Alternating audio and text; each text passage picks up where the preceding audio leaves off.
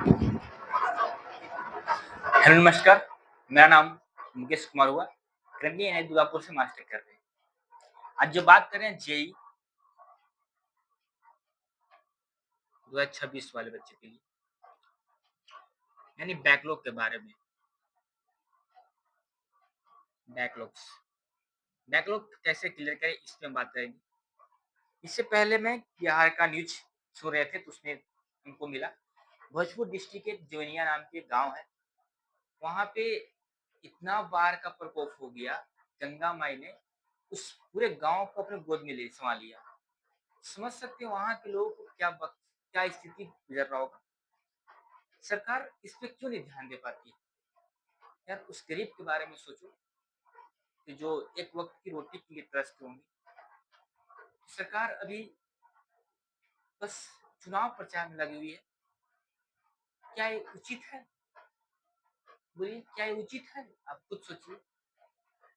तो ऐसी जगह पे सरकार या जो व्यक्ति अच्छे हैं, उनको वहां पे सेवा करना चाहिए। एक वक्त की खाना वहां करना चाहिए। क्योंकि मैंने देखा यार, बहुत अंदर से दिल टूट गया।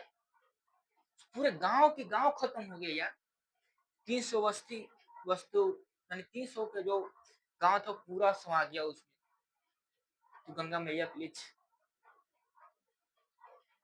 सरकार को इस पर ध्यान देना चाहिए। ऐसे पे सरकार को ध्यान देना चाहिए। चलिए छोड़िए, बात करते हैं हम लोग बैकलॉग पे। लेकिन यार उसको सोचना चाहिए, ठीक है। बैकलॉग्स में जैसे कि आपका फिजिक्स का होगा, केमिस्ट्री में होगा, और ये मैथ में होगा। देखो, बिहारी है तो हम बात खुलकर हम उठाएंगे। किसी भी स्टेट का हो, किसी भी सरकार हो, हम खुल के बात उठाते हैं, ठीक है। Physics, chemistry, math. बैकलॉग आपका होगा 11th क्लास का। बहुत लोग हमारे पास मैसेज करते हैं या लाइव आते हैं तो बोलते हैं कि भैया 11th क्लास में जो है वो मेरा बर्बाद हो गया, यानी कि अच्छा से नहीं हो पाया। क्या करें? तो कैसे नहीं हुआ बताओ, कहाँ पे तुम मिस्टेक कर गया? तो अब बात करो, जो हुआ सो फिजिक्स, केमिस्ट्री, मैथ में तुम्हारा बैकलॉग बचा हुआ है। एक पेज लो, नोट्स पे पेज लो, ठीक है। एक पेज लो, व्हाइट पेज लो नोट, और यहाँ पे लिखो CHY फिजिक्स, CHE केमिस्ट्री और MA मैथ।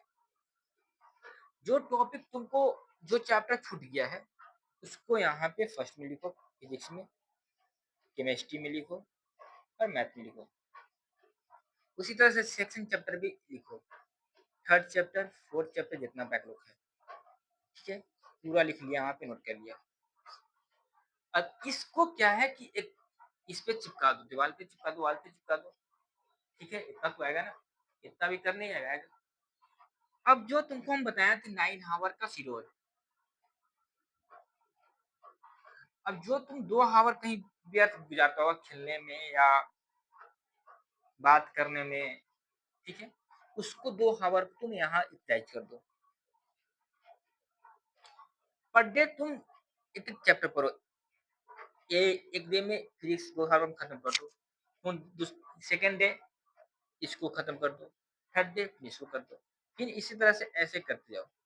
अभी आपके पास 5 मंथ बचा हुआ है। 5 मंथ में आप पूरा बैकलॉग क्लियर कर लीजिएगा। ऐसे आपको करते रहना है, 2 हावर ही इस पे देना है, ठीक है। और ये तो कंटिन्यू, यानी कि तुमको 9 हावर प्लस 2 हावर, यानी कि 11 हावर आपको टाइम देना है पढ़ाई पे। जिनका बैकलॉग नहीं था उनके लिए 9 हावर था। अब जिसका बैकलॉग बच गया उसको तो ज्यादा काम करना ही पड़ेगा ना। क्या बोलती है? तो तुमको 11 हावर टाइम देना होगा। 9 हावर जो तुम्हारा चल रहा है क्लास में उस पर टाइम देना होगा। बाकी 2 हावर तुम पहले का जो छूट गया उस पर टाइम। मैं गारंटी लेता हूँ कि लास्ट एंड नवंबर तक आपका पूरा बैकलॉग क्लियर हो जाएगा। इस तरह से आप कंटिन्यू करते हैं तो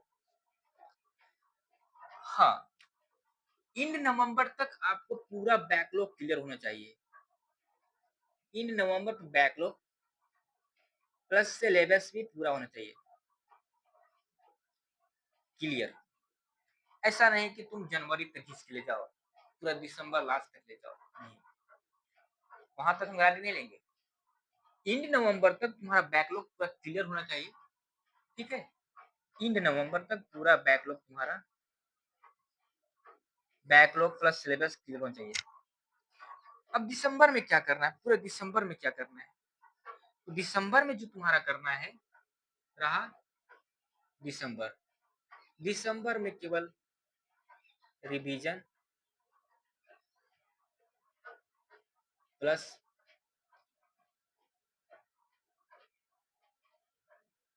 question practice, revision plus question practice करना है, प्लस मॉक टेस्ट,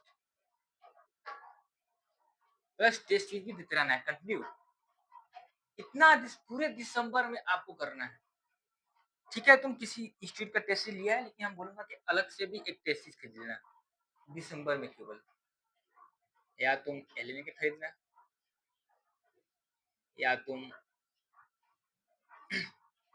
एलएन के खरीदना, या तुम रिजनेस से खरीदना,